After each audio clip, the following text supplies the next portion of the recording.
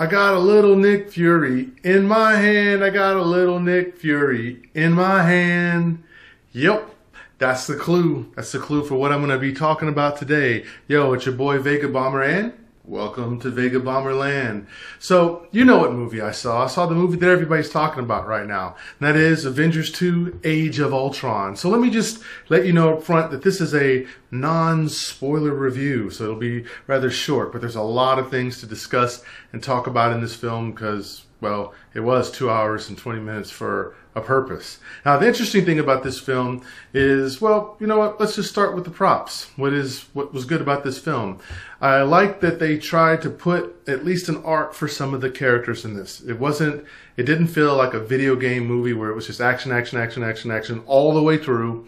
And I realize some people will complain about that because, well, they just want to see action, action, action for 2 hours straight. But I like that there was some time to absorb some of what was going on because it does start off the opening scene with bam, action, action, action, which is the way it should. It's the way Star Wars did it.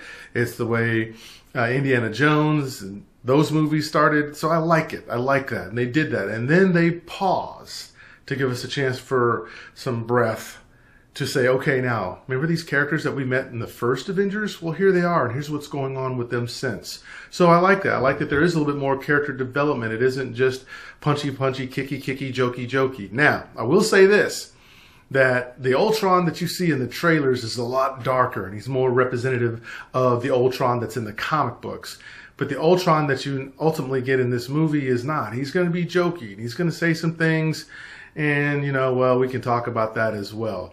But otherwise than that, I would say that the direction kept moving forward. I would say the biggest problems with this film is probably the pacing, because I think that some of it just kind of said, okay, action point to action point to action point. And then we didn't get some answers for certain things. It left you scratching your head on a couple of things.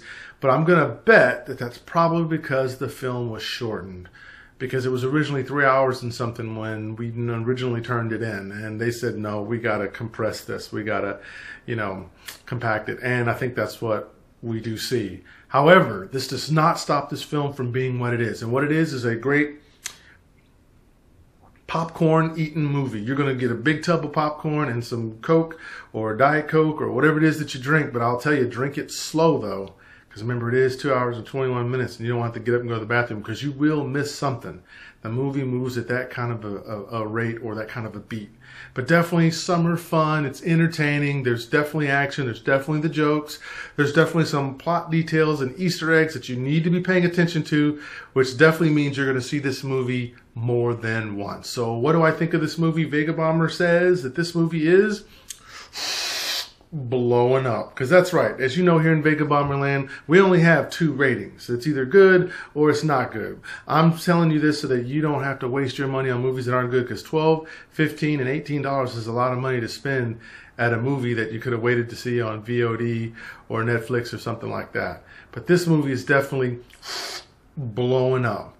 And just so you know, there is an extra scene, so stick around for that, but there are not 2 extra scenes. There's not 2, like there was in the first Avengers. So when you see the first scene go away, you can pretty much get up and leave. You don't have to wait and see the very, very, very, very final, because there is nothing there, and that might be a little bit of a downer for you. So there's only 1 special trailer, and after that, or end credit scene, if you will, whichever one you call it, there's only 1, and after that, just know you can get out of here. Oh yeah, by the way, before I blow up and blow out of here, shout out time.